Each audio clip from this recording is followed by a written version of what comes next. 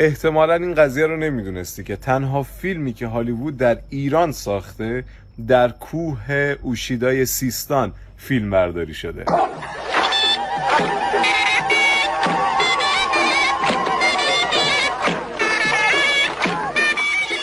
کاروان‌ها، یک فیلم درام ماجراجویی محصول 1356 هالیوود، دقیقاً یک سال قبل از انقلاب ایران. این فیلم در ایران کوه خواجه سیستان یا کوه اوشیدا ضبط شده و غول‌های بازیگری جهان مثل آنتونی کوین که شما بعدها اونو در فیلم محمد رسول الله در نقش حمزه دیدین، جنیفر اونیل، مایکل سارازین، کریستوفر لی که احتمالاً در ارباب حلقه هم حتما دیدین ایشونو، و ستارگان سینمای ایران استاد بهروز وثوقی و زنده یاد محمد علی کشاورز. خوشحال میشم این پست رو برای همه دوستانتون بفرستید.